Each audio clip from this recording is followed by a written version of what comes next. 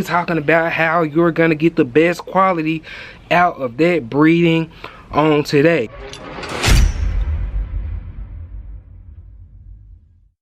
Yo, what's up guys, it's your boy Everyday Inc. Welcome back to On Games Bully Camp. If you new here, make sure you go ahead and tap on the subscribe button. And don't forget, when you subscribe over here, you're not just a subscriber. No, you part of the family now. With that being said, if you're not a part of squad, join squad now. Also, don't forget to smack that notification bell. Smack that notification bell. That way you know when your boy's about to drop some new heat. And I do drop heat on a regular basis, ladies and gentlemen. Jumping straight into today's topic: how to breed the best quality American bully, exotic bully, micro bully, XL bully, French bulldog, whatever your choice of breeding is. We talking about how you're gonna get the best quality out of that breeding on today. With that being said, my top dog, guys, my quality dog, what I look for may not be your top quality dog that you're looking for. Everybody's gonna have a different opinion on every dog, guys. Everybody's top dog is going to be different from the next man.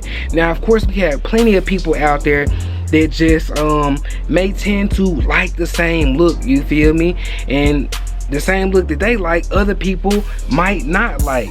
Basically, everybody's top dog is gonna be different, guys. So when you breed, make sure that you are breeding for what is pleasing to your eye. If it's pleasing to your eye, if it looks right to you, if it looks quality to you, if it matches up to you, then someone else will like it, guys. If you're doing your best, if you're putting your best foot forward into what you think will create a nice quality dog, then someone is going to want to purchase that dog. Someone is going to feel the same way that you feel about your production. Someone is going to find your production as being quality. With that being said, breed for what you feel is right. Breed for what suits you. Breed for what looks quality to you. Breed for what you like in an American bully. If you don't like a full tail, then don't breed for a full tail. That's not your top dog. If you like a super small dog with no tail, with a lot of muscle, then look for that and look for it in the best way that's pleasing to your eye in one of the top studs out here and take it to your female. Or if your stud is really on point, maybe you want to go to a guy that's got a nice female that you feel like could be a nice combination and reach out to them and see if they're interested in doing a breeding. Generally, you guys would start off with a female at your camp, and you feel me, search for the best quality stud to your liking that you feel will complement your female well. No dog is perfect until you find that perfect dog, in your opinion, once again. But no dog is perfect, guys. So look for what your female or your male may be lacking, whether that's a high rear that they have and you want to fix that, or whether they have a random cleft lip, which is something that you don't want to breed in general, whether they have a small head. You generally shouldn't breed for color. This is just me and my idea, the way I think. I feel like you should breed for overall structure, and if you happen to get some color out of it, that'll be absolutely awesome, you know what I mean? But if your dog lacks a big chest, look for a stud with a big chest, and that's also complementing another part of your dog. If both dogs have full tails and you want a full tail, then that's awesome. If you're breeding to a dog with no tail and your dog has no tail and you like that look, that's awesome. Make sure you do your homework on a bunch of studs before you pick that main stud to go to, guys. Also look at movement, y'all. Look at the way that stud attitude is. Look at the aggression. Look at how they interact with people. Look to see if the dog is an alpha or not. A lot of times when you pick a puppy, you can see how the puppy is reacting to all the other puppies in the litter, and you can kind of pick the alpha, you feel me? Or you can pick the one that suits what you're looking for the most. If you would like a tri dog, if you're looking to breed tricolor dog, like I said, remember, always breed for structure over color if at all possible. But if you're looking to get a tricolor dog, if you want some tricolor puppies, then look for the best tri stud out there you feel is gonna complement your female in a nice way. Now remember, guys, a lot of times the female is going to have more to do with the breeding than the male, you feel me? So they gonna get a lot of the mama in it and maybe a little bit of the male. Maybe the breeding will be closer to 60% on the mom and 40% on the male. Once again, you might have a full litter and only get 2 or 3 that you feel like was what you bred for. Also, with looks taking a huge part, pedigree also plays a big role. The blood in your dog plays a big role for what you want to breed for. So when you do find a dog that's pleasing to you aesthetically, and just everything about the way they look is leaning towards what you want to breed for, then you can take the time to look into the pedigree and make sure it kind of lean towards your pedigree that you have with your female or your male, and you have to look at the pedigrees to make sure you feel it'll be a good match.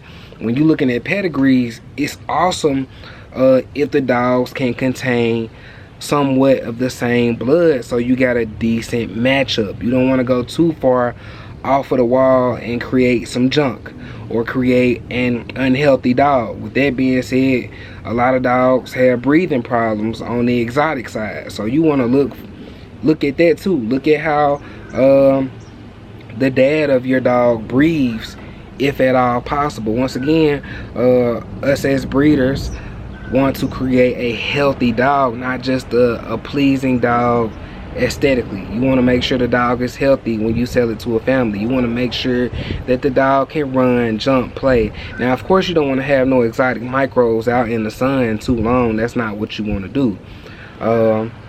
Frenchies do well being small, and a lot of them breathe just fine, which a lot of micro bullies breathe just fine too, but there are a lot that do have breathing problems.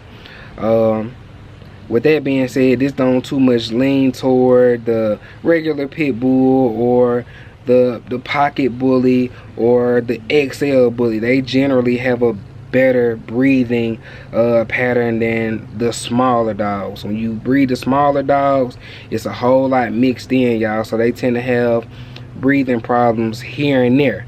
I know Thanos, my dog, has a little bit of a heavy breathing problem that I would like to be bred out, you know what I mean? Gamora tends to breathe just fine. We can go walk for miles and she's completely fine.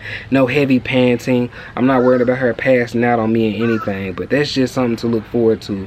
Back to the pedigrees, guys. Like I said, make sure the pedigrees match up to some extent. If you can, you feel me? Make sure they match up to some extent. Make sure they look decent against each other. Also, when you look at pedigrees, when you look at blood, if you can actually see the dog, if you can see the mom and dad of the dog you want to go to, that helps give you a better visual idea of what you'll be breeding for too. But basically, guys, it's all about just taking your time. It's all about doing the homework on the stud that you want to go to. If you want to breed to a stud, like, you should be able to feel free to ask questions to the stud owner. Generally, most guys want to stud their dog out. They want a good, reputable name to be on their camp. So you ain't gonna have too many people that give you problems about asking simple questions, or questions that you feel like you can't, you feel me, get the answer to just by looking at the dog, or looking at a picture of the dog, or looking at a video of the dog, which honestly, you can really get the majority of what you're looking for just by pictures and seeing video of the dog, seeing the way the dog move, seeing the way the dog breathe.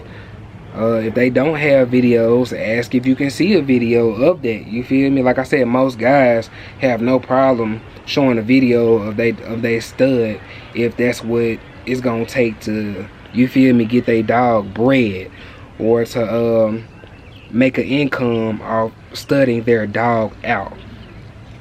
But yeah, guys, and like I said, this goes for Frenchies, Micros, XLs, Pockets, Bulldogs. Do your homework so you can make the best breeding possible. Remember, it's all about your end product. It's all about the production that you looking to put on the ground. Remember, you can't just stick any two dogs together and think you about to get a quality dog. You got to do some homework, guys. You got to put the work in behind, you feel me, you got to put the work behind doing what it takes to try to breed for quality.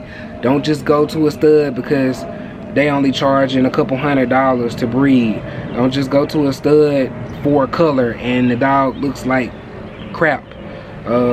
Take your time, do the homework. It's not hard, guys. Invest wisely, invest with purpose, invest with an idea in mind of what you want to breed for. I look at multiple dogs before I choose to breed.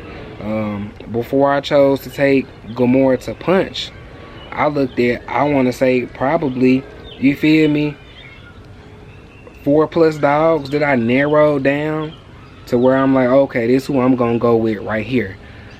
Also, another thing is, don't just go with a top stud because they got a name. Go with that top stud because you feel like it's really gonna fit into your program nicely. You feel like you will really get a nice production. But don't have an XL over here trying to look at this micro and put them together, y'all. You know what I mean? Make it make sense, you feel me? But that's all I wanted to share with y'all today, squad. I love y'all so much, man. I want y'all to be safe out there. Take care of the dogs. Take care of your dogs like you take care of yourself. Do what you can to make sure that they're gonna be straight, to make sure they're gonna be decent. Also make sure your dogs are healthy enough to be bred, guys. I love y'all, man. Y'all be safe, y'all take care, and remember, I will see y'all in the next video. Like this video, give your boy a thumbs up if you appreciate the info, man. I'll see you guys in the next one.